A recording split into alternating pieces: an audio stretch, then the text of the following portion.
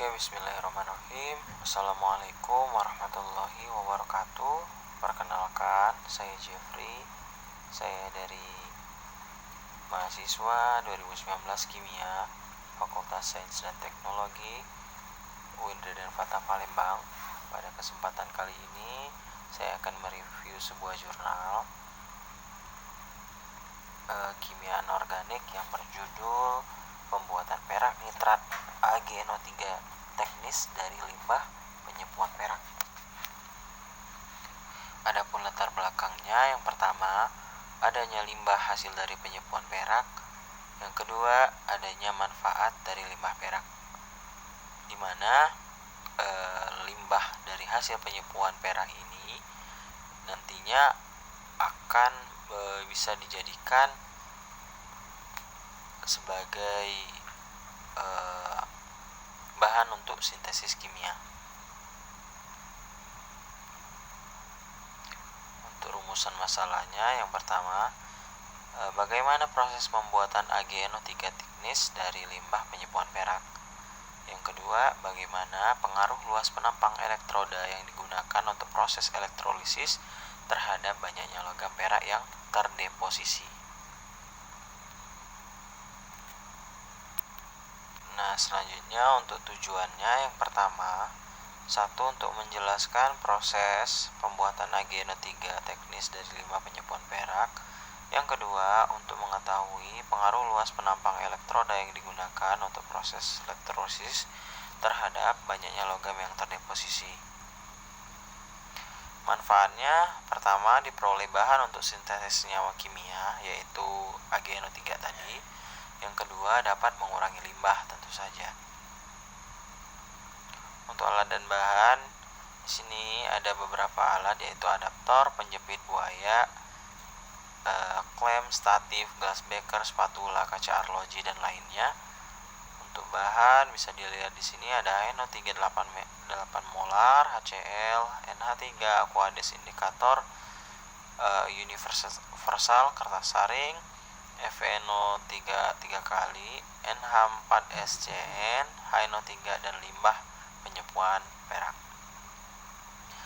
Untuk metode pembuatannya, yang pertama, elektrolisis limbah penyepuan perak. Jadi membersihkan elektroda karbon dengan tisu, kemudian menimbang masing-masing elektroda sehingga diketahui massa awal elektroda sebelum elektrolisis. Kedua, menuangkan masing-masing 50 ml limbah penyepuan perak ke dalam 3 gelas beker 50 ml.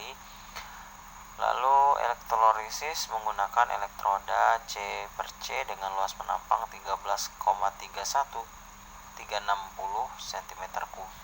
cm persegi, 7,91280 cm persegi, dan 5,52640 cm persegi pada potensial tetap 3 volt. Lalu elektrolisis dilakukan selama 60 menit, lalu mengulangi elektrolisis sebanyak 2 kali. Selanjutnya, kristalisasi hasil elektrolisis limbah penyepuhan perak. Kristalisasi hasil elektrolisis dilakukan dalam cawan porselen, sehingga sebelum kristalisasi dilakukan, terlebih dahulu penentuan massa tetap cawan porselen dengan metode gravimetri. Selanjutnya dapat dilakukan tahap kristalisasi. A. Menimbang kertas saring yang akan digunakan untuk menyaring. Kedua, menyaring larutan sampel hasil elektrolisis dengan kertas saring, lalu mengeringkan kertas saring di bawah sinar matahari, menimbang kertas saring setelah dikeringkan, lalu setelah ditimbang elektroda setelah elektrolisis, dicuci elektroda dan kertas saring menggunakan larutan HNO3 8 molar, lalu diuapkan hasil cucian tersebut sehingga semua larutan menguap dan diperoleh kristal AgNO3. Lalu ditimbang cawan porselen setelah kristalisasi, lalu diulangi kristalisasi secara triplo.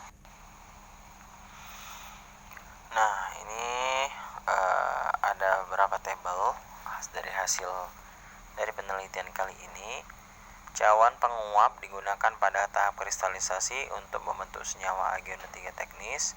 Penentuan massa GNO3 teknis yang terbentuk diketahui dari selisih massa cawan penguap awal dengan massa cawan penguap akhir kristalisasi. Massa awal cawan penguap ditetapkan melalui metode gravimetri. Cawan penguap kemudian dipanaskan selama 10 menit di atas kompor listrik, kemudian didinginkan untuk selanjutnya ditimbang menggunakan neraca analitik.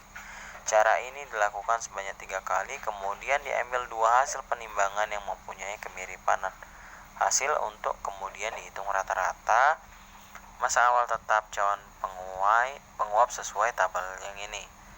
Nah, selanjutnya setelah kristalisasi cawan penguap ditimbang kembali sehingga diperoleh massa GNO3 teknis yang terbentuk sesuai dengan tabel 2 ini. Selanjutnya untuk tabel yang ini merupakan perbandingan massa GNO3 antara percobaan dengan teori,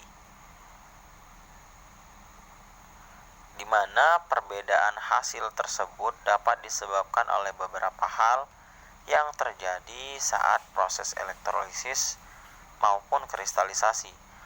Pada proses elektrolisis diketahui terdapat pengaruh pH serta konsentrasi elektrolit.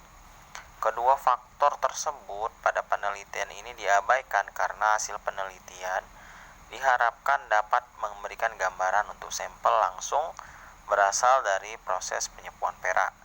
Pada proses kristalisasi sendiri perlu diperhatikan beberapa prinsip seperti perilaku fase atau fase asal nukleasi, pertumbuhan kristal, dan rekristalisasi. Pada tahap nukleasi sekunder terjadi pada kondisi di bawah supersaturasi kristal tumbuh karena ada kontak antar kristal dan larutan. Dibutuhkan bibit atau kristal yang sudah jadi untuk merangsang pertumbuhan kristal yang baru. Bibit yang ditambahkan biasa disebut dengan seed material. Seed material ini bisa berupa apa saja disesuaikan dengan kristal yang akan dibentuk. Seed material berfungsi sebagai tempat penumbuhan kristal dengan menggunakan seed material.